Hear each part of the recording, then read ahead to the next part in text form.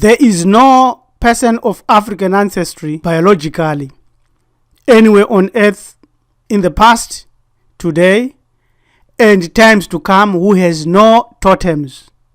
If anyone claims to be totemless, they have lost their totems, or their totems are inactive. The metaphysical and spiritual makeup of a people is manifested through totems. How? Because they extrapolate one's identity beyond their tribe and include milieu behavior and way of thinking.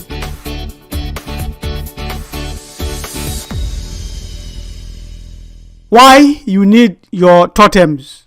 Where are your totems? What is your totem? How to recover your totem and how to activate it.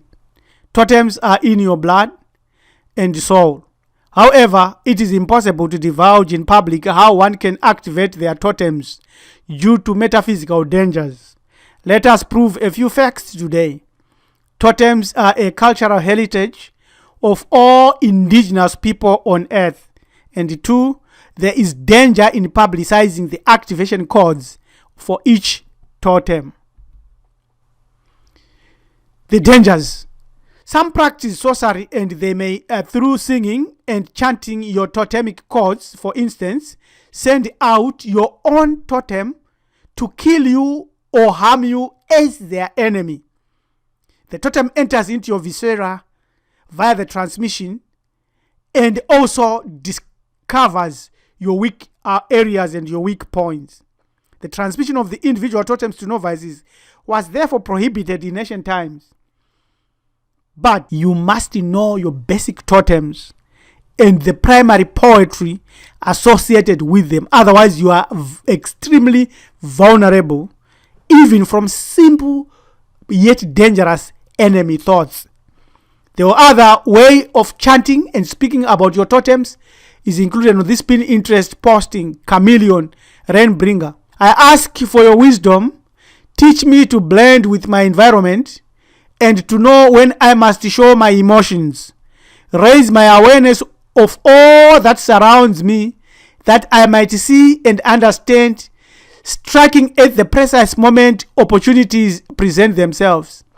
May I move with balance and stability, seeking always the signs which will lead me to the place where I might accomplish the greatest good. Chameleon, I call on you. Another one, which we must all know, but don't use this word harass. It's a wrong word. It's a wrong chord. It's a wrong tone. The proper one is hore su. The context of this, for those that understand hore and su, will know that the context they explain. Unfortunately, many Egyptologists explain the context correctly, but the names are all wrong. Oh, Sky Lord, holder of both moon and sun, great falcon, which is my totem. You find also this used on many other symbols, flags, and companies because of the energy that this brings. These signs wavelengths are all energy. Who flies the horizon? That's energy. Teach me the ways of law and victory. Teach me, O kings and light, of triumphant flight and of the dawn. That's very critical and very important. Around and beyond totems. Totemism is a complex way that molds behavior, and it is based on a worldview drawn from nature. The ideological, mystical, emotional, reverential, and genealogical connection of totems goes way back to the original and first ancestor. Thus, the relationship works well in welding social groups or specific persons with animal-based vibrations. That energy is in you. Dreams, energy traits, or natural objects, the so-called totems. Thus, at the end, our Bantu identity does not at any time escape the taboos or consequences of violation of these taboos of totems. The word totem was introduced in 1791 by a British merchant and translator who gave it a false meaning, thinking that it means a guardian spirit. It does not. It is a vehicle of the ancestral energy or ancestral spirit. The domicilion of that is your totem, as explained and shown here. There is just too much in this picture that we have shown. Let us look at some other Bantus in the diaspora and prove that they too had totems.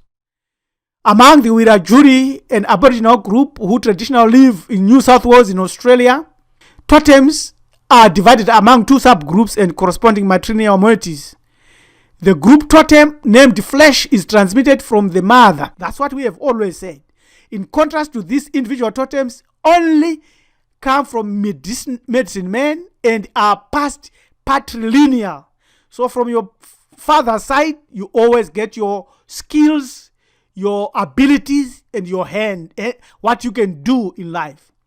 Such an individual totem is named Bala, spirit companion, or Jarawajera, the meat totem that is within him. There is a strict prohibition against eating your totem because breach of the taboo carries with it sickness and death. It is said to eat your Jarawijewa is the same as if you were to eat your own flesh or that of your father. So how many people are violating these taboos? Let's look at the Papua, the No people of Papua New Guinea. Patrilineal groups are spread all over the villages, and their totem, they believe that especially fish is one of their totems, and that their children have given an opportunity during initiation to decide whether they want to go patrilineal or matrilineal totem-wise. So straightforward, it's clear. Let's look at the Iban in Malaysia. They look like this. They are Africans, they are Bantus, they've got totems. And some of their popular totems are animals, and their dead relatives come back, identify an animal in which they want to manifest, just like why and how we have bulls, specific bulls in amongst our stock that is given that ancestral connection. There it is called protector spirit or Ngarong or Mzimu or Amadloz. That's straight clear. Let's look at the Biho. They've got 37 clans based on 10 animals or plants as totems. The Biho think that the temperamental or physical similarity between the members of their clan and their totems is what comes from their totems. Clear, straightforward. So, why do you need your totems? To activate your identity. Need I say more? Nah. Where are your totems? They are buried inside your blood. What is your totem? Totem is an animal, plant, or natural object that is connected as an emblem or as your tribal, traditional identifying symbol or animal. A totem represents a mystical, a ritual bond of unity within the group. In prehistoric societies, totems were key symbols of religion, spirituality, social cohesion. They were also important tools for cultural and educational transmission. You need your totems. To supplement your knowledge about your totems and how you can identify your totems and how you can activate partially your totems, you need to read this book, There Are No Totemless Africans. It's written in a way that those that know and that they have identified their totems will enhance it. Those that have no knowledge about their totems, even the primary knowledge, will really understand some of the issues that we put in this book. It's not written straightforward. It's written in a manner of providing the cause. Indeed, totems matters much. If you are an African or of African or black heritage, a Negro or a Bantu or an indigenous person somewhere on earth, you have totems inside and around you. The one choice you have is to activate or not activate them, to use them or not to use them. Totems come with a package of being born African or black, from your ancestry or mixed parentage or one drop of black blood. As long as that black blood flows in you, you can never wash away or wish away totems. Even if you convert, even if you are a pastor, even if you are to become the Pope, the greatest imam on earth, the trouble and the problems that we have is because of the background of neglecting or not activating our totems, individually or as group. But as group, we have all violated taboos connected with our totems. We eat our totems, we abuse our totems, we don't respect other people's totems, we kill people willy-nilly, we abuse them, we have evil thoughts amongst ourselves. So these are our problems. To solve these problems and to deal with them, subscribe to our channel, Hamiti Buru Ethics, Maarifado Development Organization, and send us an email to join@maarifado.com.